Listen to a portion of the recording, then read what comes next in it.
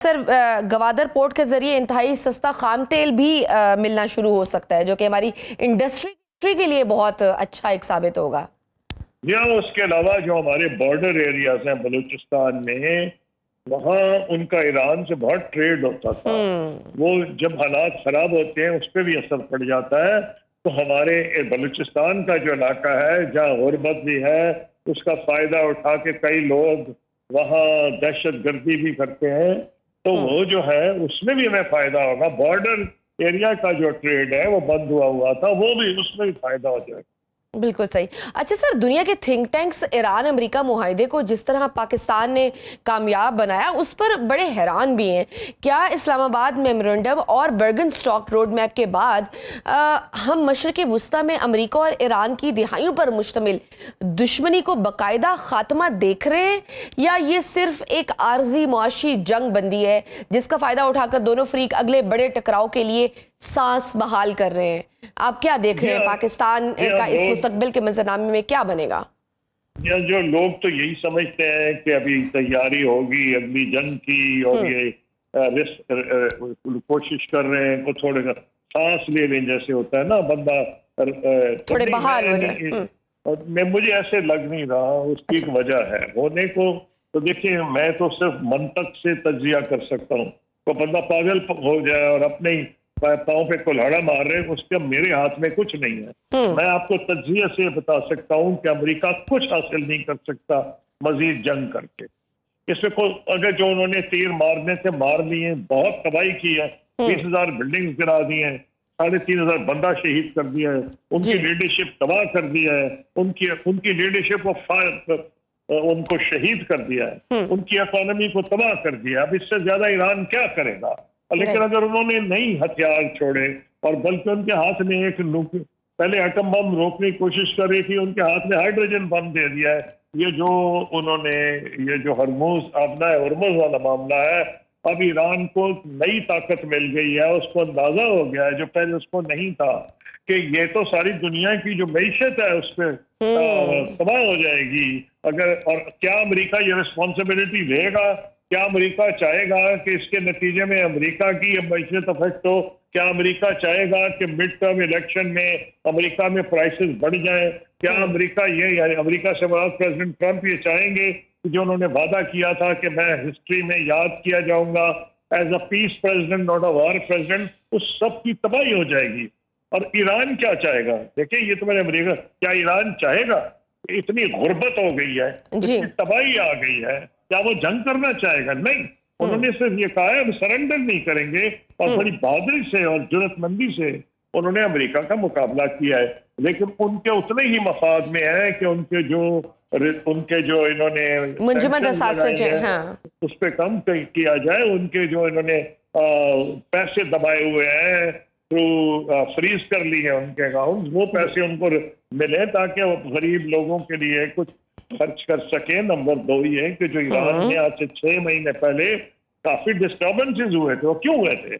इन्हीं हालात की वजह से होते हैं ना। प्राइसेस बढ़ी जा रही हैं, गुर्बत बढ़ रही है, मुझे पता और भी फैक्टर्स हैं, लेकिन वो आज का मौजू नहीं है। उनको भी ईरान को हल करना पड़ेगा, इसमें कोई दो राय नहीं। लेकिन ईरान के लिए आसान हो जाएगा अपने आवाम के मसाइल को मीट करना अगर उस पे से सैंक्शंस हट जाए, उसके फ्रोजन एसेट्स उसको मिल जाए।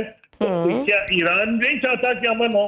तो मैं ये समझता हूँ कि अगर आप किसी भी मंतकी नुक्ते नजर से देखें तो ना ईरान को सूट कर रहे हैं ना अमेरिका को सूट कर रहे हैं। लेकिन सर इस सब में, सॉरी टू इंटरप्ट यू, लेकिन सर इस सब में इसराइल को बहुत सूट करेगा कि दोबारा से कोई ना कोई मसला हो जाए। मैं वही जब मैंने यही कहना था, जब आपने बात की है, मैंने कहा दुनिया को तो ये, ईरान को ये सूट कर रहा है, अमेरिका से।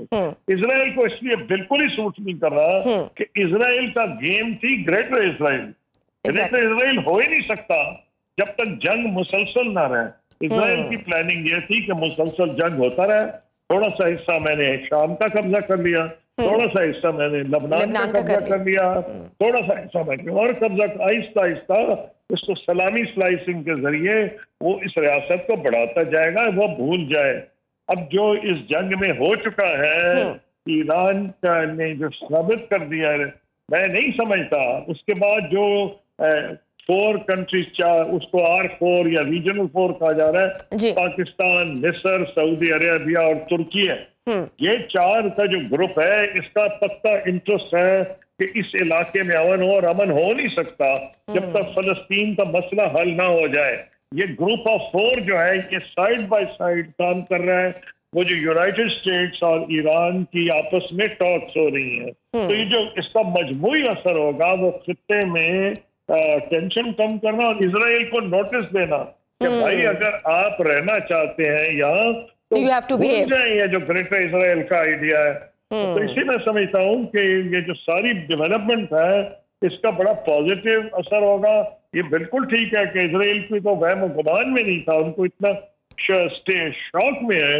वो ये समझते थे कि हालांकि अमेरिका एक सुपर पावर है, लेकिन अपनी ये ताकत जो इनकी लॉबी थी, ज़ायनिस्ट लॉबी, उसमें इतनी ताकत थी कि अपनी उंगलियों पे ले जाते थे ये अमेरिका के पॉलिटिशियन, उनके कांग्रेसमैन को ये मान ही नहीं सकते थे इनसे ये हो गया, हो जाएगा। जो हुआ ये क्यों हुआ? इस वजह से हुआ है कि ईरान ने ऐसी रेजिस्टेंस की है कि जो इजराइल ने एक बेवकूफ बना के या क्या धोखा दे के, झांसा दे के प्रेसिडेंट ट्रंप को जो फंसाया था कि जी बड़ी आसानी से विक्ट्री हो जाएगी और हम आप तो खुद हमारी तरह वो तो उन्हें अब रियलाइज हो भी गया है। वो कुछ नहीं हुआ, वो नहीं हुआ।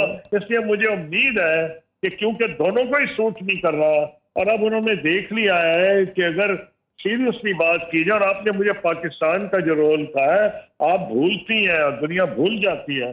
पाकिस्तान दुनिया में शायद वाहिद मुल्क है जो ये रोल अदा कर सकता है। मुझे क्यों पता है, मैंने खुद ये रोल अदा किया। मुझे अमेरिकन कहते थे, कॉन्डोलीज़ा राइस कहती थी सेक्रेटरी ऑफ स्टेट, कि मैं ईरान से फलां बात करूं। ईरानी मेरे को ऑफिस में बैठे रहते थे, इंक्लूडिंग मरहूम लारीजानी, कि हमने मिल के बनाया था मेमोरेंडम फॉर प्रेसिडेंट बुश कि ये ईरानियन न्यूक्लियर इशू पे। तो हमारे पास ये सबसे बड़ी बात यह है कि हम ना सऊदी अरेबिया है ना हम ईरान है, या शिया हो या सुन्नी हो, हम पे जो हमारी सबसे बड़ी ताकत है कि वो हमारे ये फैक्ट है कि हम इस कम्युनलिज्म से ऊंचे हैं। हम ईरान और सऊदी अरब को भी इकट्ठे कर सकते हैं इस बुनियाद पर जो हमने रोल अदा किया है, और अमेरिका और इनको भी ला सकते हैं टेबल पे। तो ये लोग दुनिया को अगर नहीं अंदाजा था, ये तो हमने पहले भी रोल अदा किया है। और जब यहाँ फील्ड मार्शल आसिम मुनीर गए थे व्हाइट हाउस में, तो उस वक्त मुझसे मीडिया पूछ रहा था, ये उस जंग, इंडिया पाकिस्तान जंग के बाद जब व्हाइट हाउस में बुलाया गया है, प्रेसिडेंट ट्रंप ने बुलाया था फील्ड मार्शल आसिम मुनीर को, एक अनप्रेसिडेंटेड मीटिंग थी, तो उसमें भी मैंने मीडिया को कहा था, उन्होंने कहा था क्या बात हो रही है?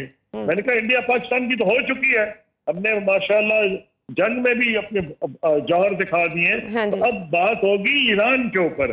और कुछ दिन के बाद व्हाइट हाउस ने कहा हाँ जी ईरान पर बात हुई थी। तो मुझे इसका पूरा अंदाजा है कि पाकिस्तान के अलावा ये रोल कोई अदा कर नहीं सकता था इन दोनों को इकट्ठा करने में। बिल्कुल सही। और सर जिस 4 आई की आपने बात की, पाकिस्तान, कतर, सऊदी अरब, टर्की, नो डाउट कि एक पेज पर नजर आ रहे हैं। क्या मुस्तकबिल करीब में हम खित्ते में एक नया मुस्लिम सिक्योरिटी और इकोनॉमिक ब्लॉक बनता देख रहे हैं, जिसकी security command field marshal Syed Asim Munir और सफारती कमांड पाकिस्तान के पास हो, या ये इत्तेहाद इन 60 दिनों के वर्किंग ग्रुप्स के बाद अपनी अपनी सिमत में लग जाएगा? देखिए हर चीज जो होती है उसकी एक ऑर्गेनिक नेचुरल ग्रोथ होती है। अगर आप किसी चीज को हेसन करें और वो खराब हो जाता है। ये जो लोग मिल रहे हैं, इन्होंने अपने को नाम नहीं दिया, R4 या G4 जो मर्जी कहे, ये ग्रुप ऑफ 4 कंट्रीज है जो इस नतीजे में पहुंच चुका है कि मशरिक वस्ता में अमन कायम तब होगा जब फलस्तीन का मसला हल होगा। और वो ये चाहते हैं कि इजराइल जो उसका जो ग्रेटर इजराइल का ख्वाब है उसको खत्म किया जाए, इसलिए ये इकट्ठे हो रहे हैं। नोबल पर्पज है। इसमें देखें सऊदी अरब की और पाकिस्तान की ऑलरेडी जो है डिफेंस ट्रीटी हुई है। जहां तक पाकिस्तान और तुर्की का है, हमारे उनसे दीरीना ताल्लुकात है हर शोबे में, बशमूल डिफेंस में। और अगर 2 मुल्कों ने खुल के हमारा साथ दिया था इंडिया से जंग में, वो तुर्की और अजरबैजान थे। इस नौयत की तो कहानी है। क्या ये इससे आगे बढ़ के किसी डिफेंस अरेंजमेंट आएगी? उसमें मैं आपको ये बता सकता हूँ कि पुराना डिफेंस स्ट्रक्चर जो था वो टोटली फेल हो गया है। वो अंदाजा हो गया है गल्फ स्टेट्स को कि अमेरिकन अड्डों ने उनकी कोई सिक्योरिटी मदद नहीं की, बल्कि वो मैग्नेट बन गए हैं हमलों के लिए। तो एक नया जरूर स्ट्रक्चर आएगा, उससे पाकिस्तान का कोई रोल होगा, उसमें तुर्की का भी कोई रोल होगा, उसमें मिस्र का भी कोई रोल होगा।